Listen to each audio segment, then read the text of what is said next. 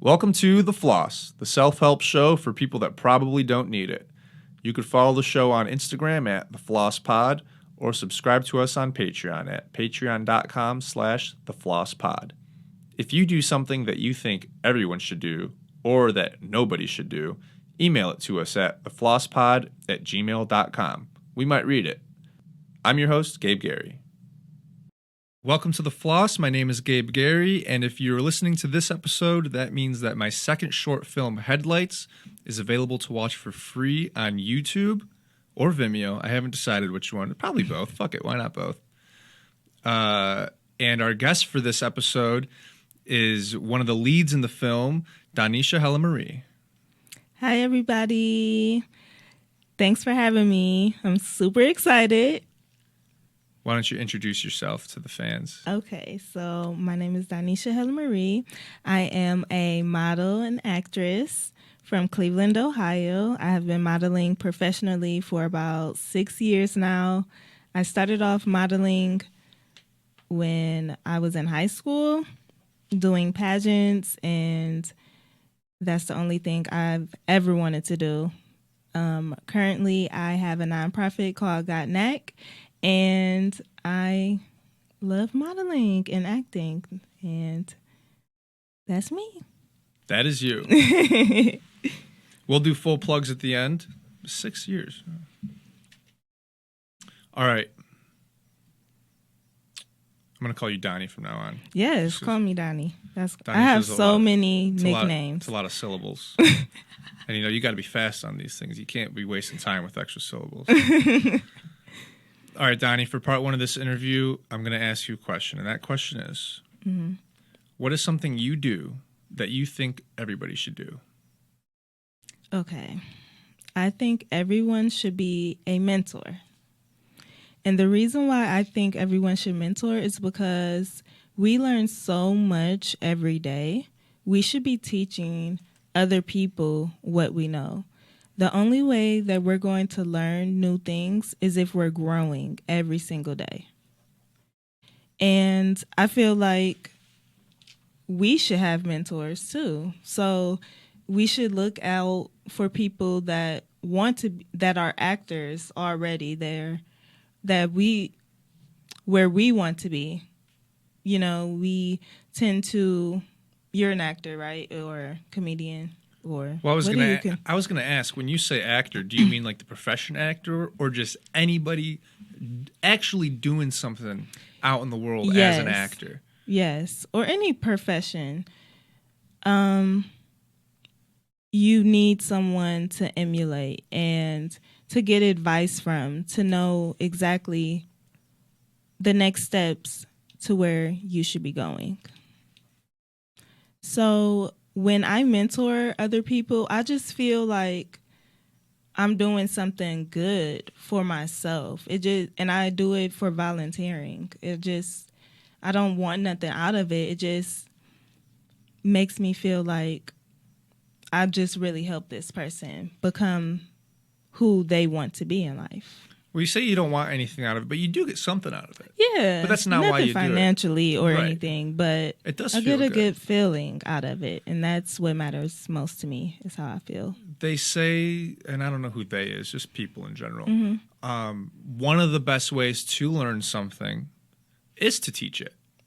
And the mark of how well somebody knows something is how well they could teach it. Right.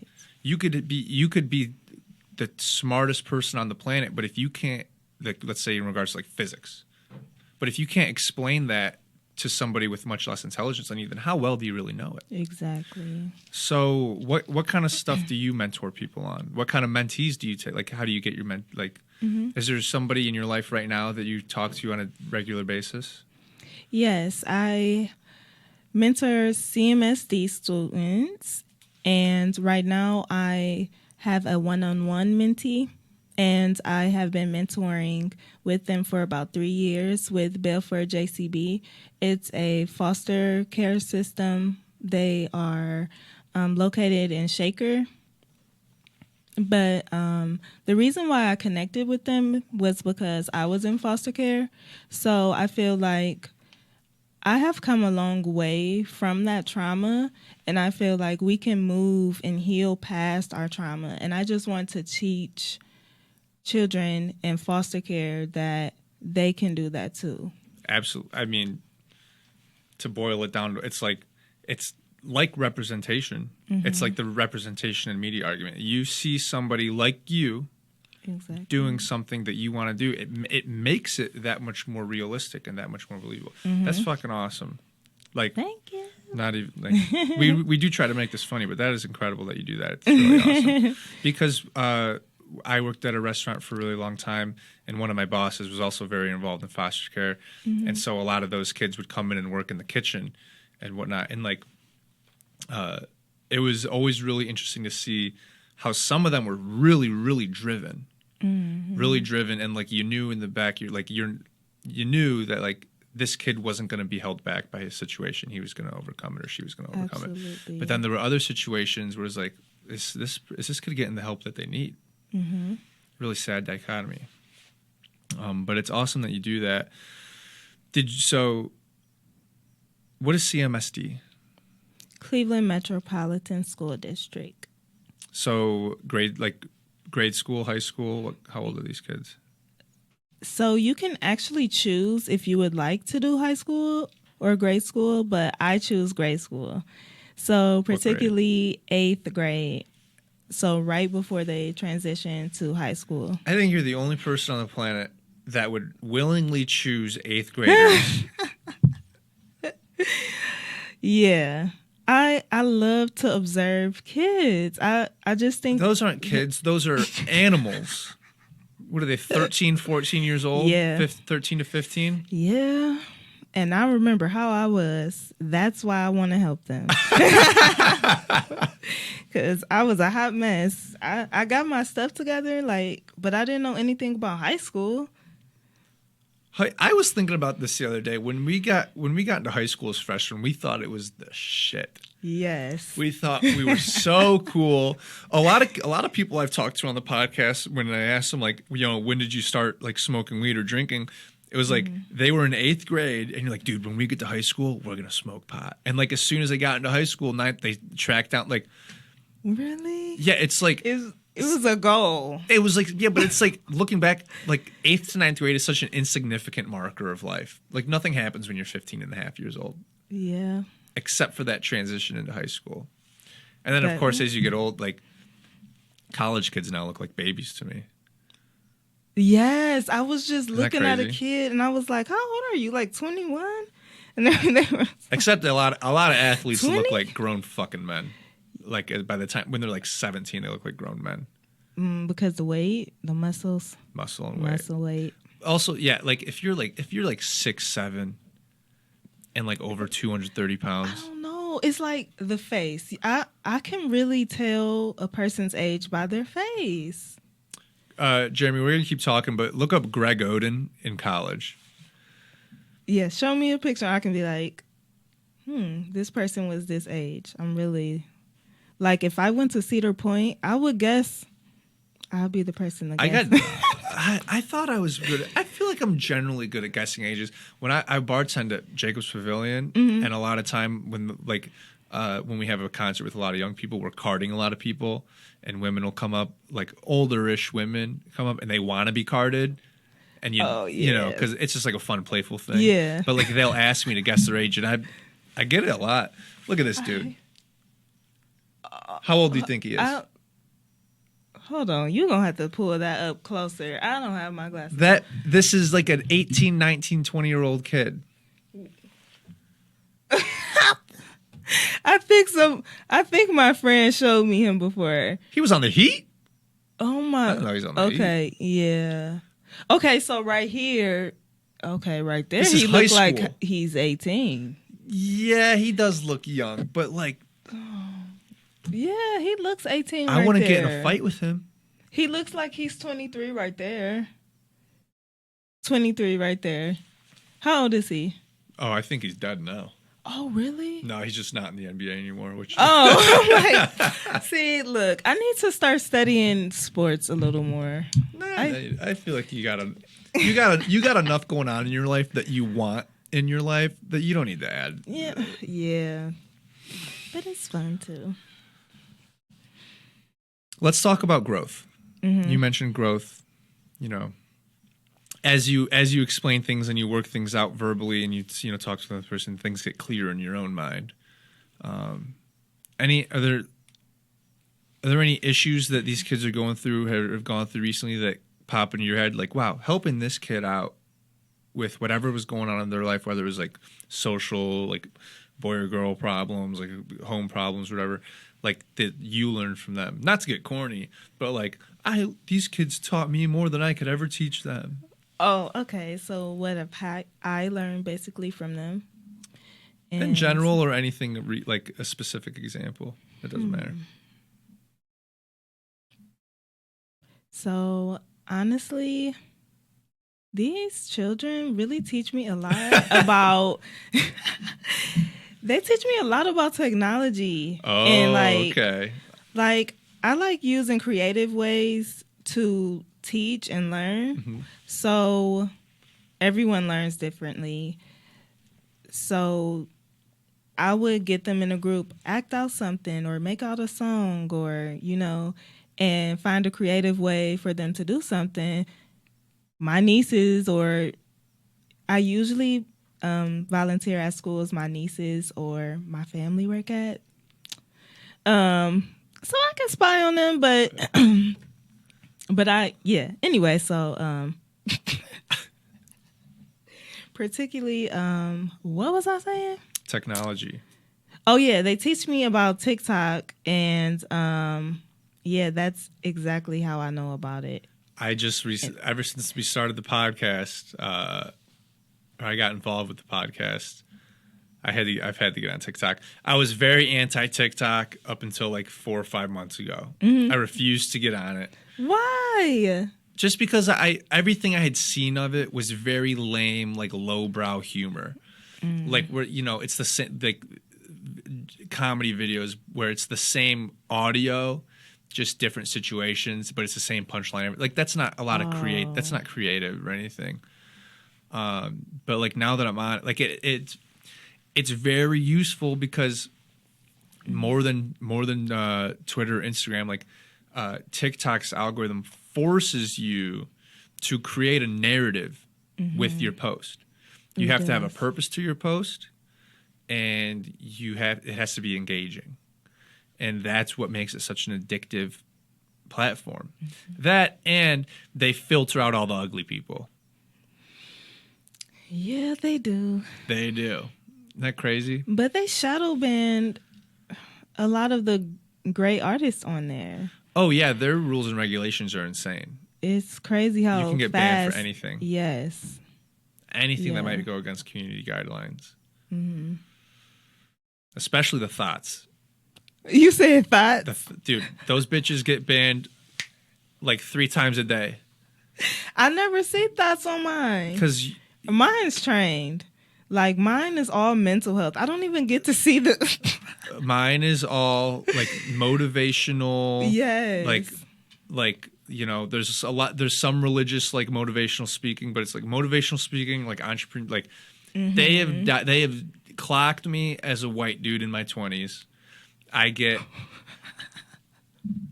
Jordan Peterson, Joe Rogan, Gary V, and then bitches in bikinis. Oh my God. So that's you. In a nutshell. Okay. But there's so many of them.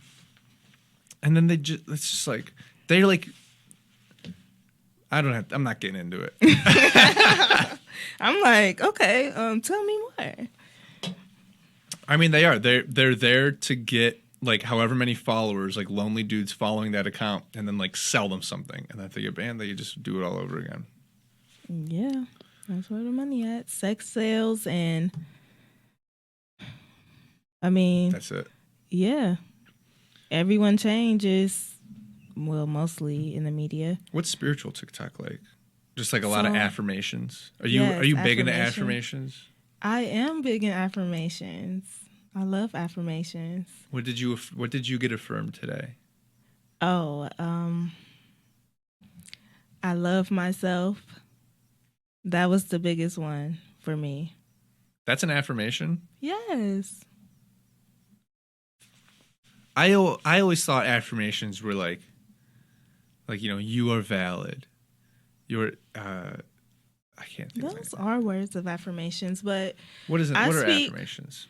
Give it to me. Basically affirming something will come to you. So, oh gosh, how many times have I affirmed a check in the mail just by saying, I love money, money loves me, I am connected to money, money is surrounded by me. And a check shows up in your mail? Yes. The fuck are you talking about? Oh my God. I'm From where? From who's sending you these checks? Do you know, like, sometimes my insurance, it'll come from nowhere. Insurance companies have given me money, like I overpaid or something, or it just comes from nowhere. The universe. It comes from the universe, I guess. Yeah. I just, I affirmed it. So, yeah. That's What else is on spiritual TikTok? Oh, a lot of people would say witchcraft, but I see you're wearing a crystal right now. I am. What do we got? And I'm wearing it next to my heart for, What type of crystal is it? This is a rose quartz. Rose quartz? Yes. You can get those at the dollar store. Then it's fake. Who's to say? How do you know that one's real? Did you get it tested? Did you bring it to a gemologist? I didn't, but I know it's not. Where'd you get it? Someone bought it for me. I do have a crystal that somebody bought for me. Mm-hmm. What kind I don't is know it? I don't know where it is. I lost it. Oh, so if you lost a crystal, that means it served its purpose. It's meant for someone else now. Oh, yes. Very interesting. But how do I give it to them if I don't know where it is? You don't. It'll appear to them. Will give it to the right person. Very interesting. What is rose quartz supposed to do? It's for healing, finding the love of your life, and I'm wearing it next to my heart. Are you actively hunting? Me? Yes. I'm not supposed to hunt. Fellas? Men are supposed to hunt. They're supposed to find me. Hey. But the lioness. Oh yeah. The lioness does the hunting. I've seen Lion King. The female does all the hunting and the protection. And the man lion sleeps for 20 hours a day. You know what they call him? The king. King. I'm the queen of the jungle. And, well, I'm not chasing any cats. No. Do you? I tried that already. And I've never been in a relationship, so it's not working. You've never been in a relationship? I don't count high school, so no. I think I do count high school because I've only had like four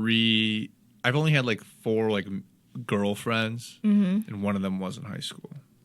Yeah.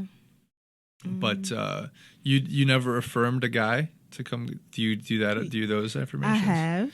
I have. And then I can say on someone in a dream. But, what? You just meditating on someone. Giving them hot ears. Yeah. You ever think of somebody and think that they were thinking of you so hard that you thought of them? Actually, if you're thinking about someone, they are thinking about you. At all times? Yes. Actually, before I came here, I was late because I had to go to the restroom and something told me to go to this. It was 2 gas stations. Something told me to go to this particular one.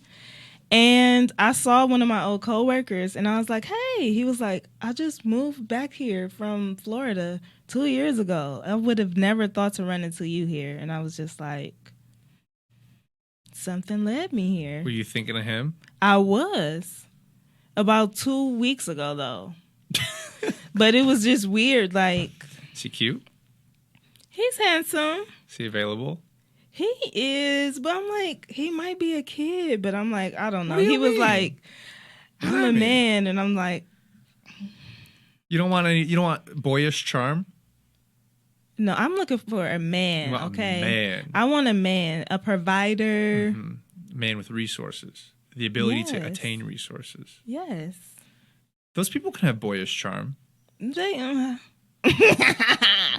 Okay, I love charm. I love charming, but You don't want boyish a charm. man. You want smooth mahogany, Yes. whiskey charm. James Bond. You want James Bond. Yes, I do like smooth guys. Are you a Bond girl? Listen. You want a king. You want a king. Is Donnie a queen? I am a queen. I would agree with that. Yeah. I am. I carry myself like a queen. Now, Well- I do have my days, you know. Don't get too drunk, Donesha. But I do have my days, but yeah. Well, I don't, as of right now, I don't know what it's going to, by the time this episode comes out, maybe this is different. But based on who I know listens to this podcast right now, I got nothing for you. But I'll keep my eyes out. It's okay. I know some good men. This is, I'm a good matchmaker. Really? How many successful matches have you made? I have spiritually manifested matches. Ross and Rachel, Jim and Pam. Oh, you did that? Oh, wow. Wow. I think the whole world wanted that. If you read the credits, you'll see his name. Had this one idea, Gabe Gary. I've done that before. Are you actively dating? Dating. I am dating. And doesn't it suck? Yeah. Are you on the apps? Yeah. I was on apps and I was like, you know what? I'm over the apps. And as soon as I deleted the apps, a lot of guys started asking for my number. So I was like, okay. Very interesting. Yeah, where do you go to meet guys? Do you go out to Nowhere. bars? Nowhere. No. They I just- walk outside. Yeah. No, yeah, I guess literally so. walk outside my door. Yeah, it is. It's an I'd be insane. like, I don't want to it's an sit insane role. outside. But that's what the dating apps are for women and too. Anyway, like it's just you have to try. But there's just so much shit out there, men and women. There's just so much garbage you have to sift through. Yeah. And people's trauma is one too. Do you think your trauma gets in the way? No, Or you- I stopped dating when I have You trauma. seem very healthy. Yes, I have healed, and I had to stop dating when I am in trauma. And I feel like when people date in trauma, they hurt people.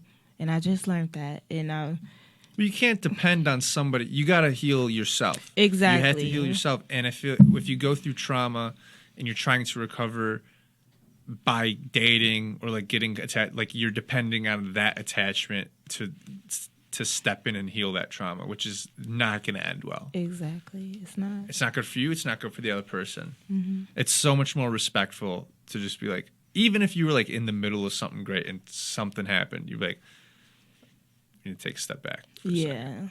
Yeah. Like a loss in the family or something. It's like, give me a break. Yeah. And that's okay as long as it's communicated. I feel like communication is so important in any relationship. Do you have anything to plug?